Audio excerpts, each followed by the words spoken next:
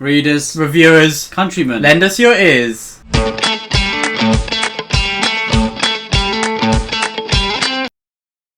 Hello and welcome to the Brothers Gwynne. Today, you alright? Yeah, I thought something was on my arm. Okay, it was very spooky season, isn't it? So, Well, not anymore. Oh, we're going to be talking about November today, so not October anymore, but we will today be talking about what books we're going to be reading in November. TBR. October wasn't the busiest of month for us reading-wise, so there'll probably be a few books that crop up from the TBR video that we've put out in early October. So it's true. If you see them and get bored, just skip them. Skip that little part of the video. Good advice, or just watch it, leave it in the background, just come back to it, make a cup of tea, and whatever. There are two options. Two of many. Shall I kick us off? Yeah, First up, the vote for what people want me to read out of the two options Ed pitched was the winner.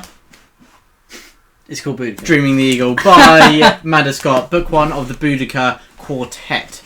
And yes, so I'll finally be reading this. It's historical fiction. Ed has been raving about it all year, and finally, just as he's finished it and people thought that they were going to finally have a break from not George Fred Winter, Dreaming of the Eagle being talked about and praised, I think I'm about to jump on the bandwagon. No chance. Pretty certain anyway, and so I'll be reading this in November. Quite a chunker, but you said it's very easy to read. You kind of fly through it, and so that is book one that I will be reading in November. Yeah, and I think if people want to jump in on this, do the read along, that'd be so much fun. Yeah, I'll be announcing it. You can join in Will's Goodreads. I'm sure you're going to do lots of updates on this one, aren't you? Yeah. On your Goodreads, which would be really cool. Or obviously, right on our videos or our community tab, we can do a little. Or the social medias, which are in the description below. Yeah, follow Will, and you'll be posting your reactions on Twitter, will you? Probably, yeah. Maybe. That'd be pretty cool. And first one for me is called Open Water. Now, I was just looking for a book similar to Sally Rooney's style. I was craving a bit of Sally Rooney writing recently, and apparently this is a book that will kind of scratch that itch. I haven't heard too much else about it apart from that. I don't really know what it's about, but I thought I would just take the plunge and get it. It's only a small book. It's only 100 or so pages, so I thought it's basically a short story, really. I'm sure I will enjoy it because I really very much like Sally Rooney. So hopefully this is very similar to her style of writing because I do really like her writing. Very nice, Ed. And next up I have, going back to spooky season, I think my book reviews might be happy that I am reading Carrie by Stephen King. A few days late for Halloween, but not too behind. And so I'm really looking forward to reading this. Keeping Halloween alive. Exactly. I loved Salem's Lot, I loved Later, and this is going to be the third book, only the third book I've read by Stephen King. But if I enjoy this, it'll be a perfect run so far. So Carrie, Dad said that it's one of his favourites by Stephen King, and he's read almost everything, hasn't he? So he's earned respect in that category, hasn't he? Yes, and so I'm really looking forward to reading Carrie. And the next one for me is a book I'm currently reading, which is The Dragon Republic by R.F. Kuang. This is book 2 of the Poppy War series. The Poppy War is about a girl called Rin as she goes away to basic school, doesn't she? Goes to a college or a uni. Not a kind of school any of us have been to. Not a school we've been to. At least I hope not. Very martial arts driven, very fantasy driven, very brutal and nasty. So almost as bad as our colleges, but almost, maybe. Not quite. Maybe. Lots of people, obviously, you've all heard of the Poppy War, but it is heavily inspired by Chinese history as well. And I think that's one reason why it's so popular as well, because it is very fresh compared to lots of Western fantasy that we read today, with lots of knights and shining armour and that kind of thing. And I'm looking forward to carrying it on because the end of the Poppy War took some really extreme twists and turns that lots of people aren't the biggest fan of, but I really liked how the character isn't just a really nice person. She can be a bit of a cow, to be honest, can't she? I won't say that to her face because she'd probably kill me.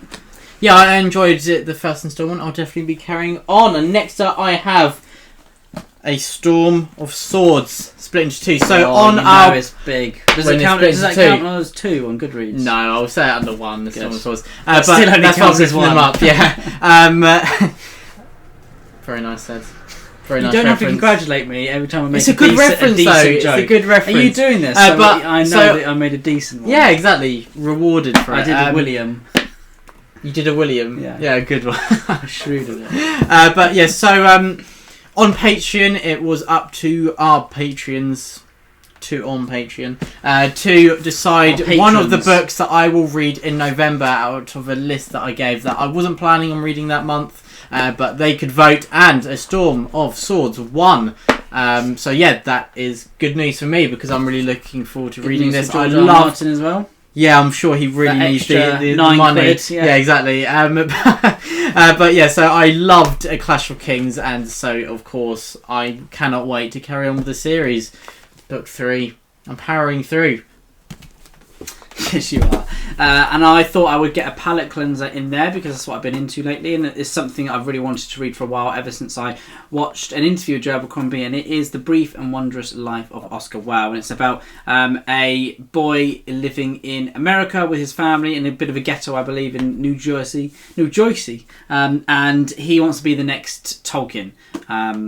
And it's just a story of his life. I think there's a curse in his family and that kind of thing, but it's meant to be very heartwarming, very sad as well, very and just very unique and wonderful story. Very nice, Ed. And next up, I have an Audible read. Listen, I'll be listening to All Creatures Bright and Beautiful, so the sequel to All Creatures Great and Small by James Herriot. So I talked about in October Ree's video that this was a bit of a palate cleanser. It's a true story, but told in a... it still is a novel.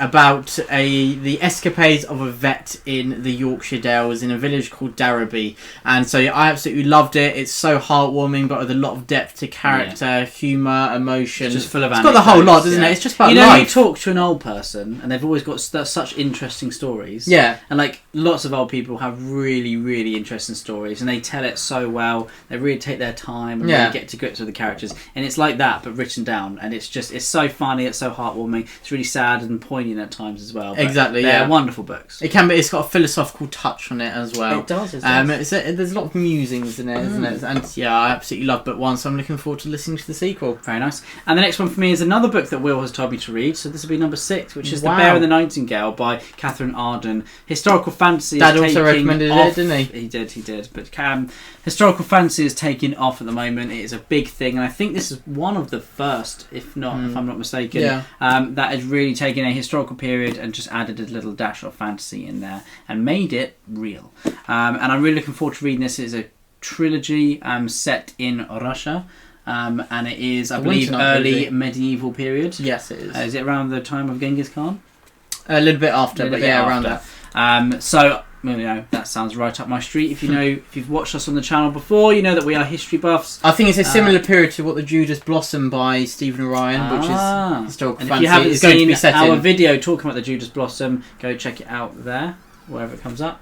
Yeah, that's it. Above you, isn't it? Yeah. And yes, I'm really looking forward to reading this. Have any of you read this? Please let us know in the comments below, because I'd love to hear if people are enjoying reading historical fantasy, or if that's the kind of thing they like. Obviously, R.F. Kuang's doing it now with Babel. The Greek retellings as well, like Circe. Shauna Lawless as well is doing Children it of Gods amazing. and Fighting Men. Children of Gods and Fighting Men is a fantastic book. So historical fantasy. She Became the Sun. We can't forget that, can we? So there we go. Exactly. Very nice. We'll go put this down and pick the next one up quickly. Sorry, Will. Some more George R. R. Martin, Fire and Blood. I'm listening to this currently on Audible. Bit of Game of Thrones. I know, don't you? I am becoming one. It's just such a shame that I'm not in the prime of when all the series come out and everyone was talking about it. But then you don't feel the heartbreak. Yeah, but also now... I think there was a new wave of Game of Thrones appreciators of the because books of House because of people were loving... They're going back to the books as well. But I think before this as well... I mean, Jimmy Nuts has a pillow with Robert Baratheon's face on. It's brilliant. So... It's brilliant. But it is also sad because whenever I say I'm reading Game of Thrones, people just look at me, or... I can feel it in what they comment as well, the pity. Oh, it's not finished. Yeah, exactly. Oh, you're not waiting till I hope you have fun. Yeah. Until it ends. Tell me what... Yeah. Oh, you're going to watch the series as well? Yeah, the first 3 are great. 5 are great. Maybe 6 at a push. Are you going to stop there? You really rapidly grew from 3 to 6 there, Ed. The first 2 are great. I do that a lot. 5 are great. The next one for me is Cormac McCarthy's Suttree. I vowed to myself that I would read Suttree before I read The Passenger and the Stella Maris. Which is Cormac McCarthy. He's got a 2-book release, one in October, one in November. And then I realised, oh dear, The Passenger's already out, which I've been waiting years for. So I really need to read Suttree, and I'm just kind of trying to keep that promise that I pinkied myself. So yeah, really look forward to this. I think it's a bit autobiographical, but it's kind of that Southern Gothic. Well, it's about his own life. Kind of, yeah. He takes someone who had the similar kind of upbringing and just writes about him in that very Southern That's Gothic way of storytelling that he has, and that kind of period in that time of America as well. And yeah, so I'm really looking forward to that. It's about this Cornelius Suttree, his life, and just what happens in it. So very nice character. I mean, hopefully it's not like the way Child of God was about someone's life, because that was. Have you read that? No, but I know what it's about. Been missed out. Let me know. I'll be very interested to see what you think about that. But next up, I have the 7 Moons of Marley Almeida. So this is just one the Booker. It's a nice little cover, isn't it? Yeah, it is a nice little cover. Is it? It's just won the Booker Prize, and so now I'm in a bit of the tradition of Mexican mythology mask. I'm not. It might be, but I'll tell you what the premise is, as I think it is, because I don't actually know much about it. Mm-hmm. But I believe it's a war photographer who's on war soil and is killed, and it's a satire, and it's about him finding out who killed him. Ooh. So yeah. Sounds quite quirky, but I think it's meant to be quite funny, but with a lot of depth and a social commentary at the same time, highlighting a lot of current social issues. But I love it when authors do it in a way that they're not explicitly saying, "Oh, we're talking about this." Year? Yeah. So was it published last year? I believe so. Yeah. Cool. Or maybe early this year. Because it's still in hardback. It is, yeah. Well, I'm not sure if they do that when it wins the Booker, because I think that's what they did for Shaggy Bane. So I've read the Booker winners for the last few years now. Yeah, very nice. We'll have to do a video, saying what we noticed through the years, through the ages. Would you like to see that? Would you like to see more Booker Prize stuff, or do you want us just to stick to fantasy? Let us know. Let us know. Please say all of it. And the last one for me is I'm going to be listening to The Wheel of Osheim by Mark Lawrence. This is the 3rd book in the Red Queen's War trilogy, and I'm really, really looking forward to getting to the end. I will finish this before I start Red Sister, which won the vote for me, and I'll be reading Red Sister in December. So I'm going to be having a lot of fun reading The Wheel of Osheim, because I think Jalen and Snorri are a great pair. Snorri and his Snorri Sargerson. I'm really looking forward to that. I think I love Mark Lawrence's writing anyway. This is a really different tone as well to the first trilogy, the Broken Empire trilogy, with Prince Yorg, and I really like how different it is as well, because even though I loved that, I think it's just showing that Mark Lawrence has he's a very talented and gifted writer, and he can take his hand to anything. And this is very, very funny, very quippy, very kind of Blackaddery at times, the humour in it, and I really like that. It reminds me also of the Greatcoat series, but it's also got Mark Lawrence's beautiful poetic writing, so it really stands very, very much on its own compared to lots of other series that I've read. Very nice. And I'm going to be reading Prince of Thorns soon, so we've got a lot of Mark Lawrence on this channel. Oh, yeah. But next up, I have Persian Fire by James Holland, I believe. And so this is non-fiction. I'm going through a phase of reading a lot of non-fiction. Tom Holland. James Holland is the World War II writer. Tom Holland. And so, and not the actor either. There's so many. Come on, he's always got frogs in his cheeks. Oh.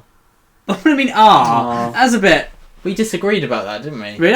I said I don't think so. You just say he's a very handsome man, didn't you? I think he is quite a handsome man. Thank you. He's very good at Spider-Man. Very good actor. Yeah. Very good actor. The Devil All the Time, he is brilliant in that. But I'm sidetracking. We're not talking about that Tom Holland. We're talking about Persian Fire Tom Holland. So yes, I am reading a lot about the ancient empires. I read Fall of Carthage by Adrian Goldsworthy to learn a bit about the ancient Roman Empire and also the Empire of Carthage, and some small surrounding details about all the other powers at that time, like a lot of the Spanish tribes. And then I read the complete Roman army, obviously about the Romans, and now I'm going to be following the Persian army. Yes, the Greco-Persian Wars, the Persian army during this time, and obviously how they dominated and created. Because usually people read about the Greeks, don't they? They read about the Spartans and all that kind of stuff, and they read about the Athenians, but they never really read or talk about the Persians. No, even though that's why Marathon, such a big deal. Marathon, Salamis, Thermopylae, so much in that order.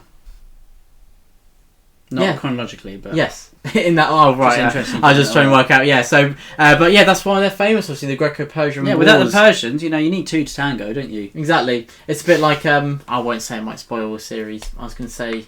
story I heard. I'll tell you after, because that's the point of these videos. We hide the really interesting details until we're off camera. But yeah, carrying on. So now the best bits are always we don't record just that. Know that if you didn't enjoy video, there were probably some really interesting things we told each other afterwards. We'd have a good chat at the pub, but you guys won't be there, so.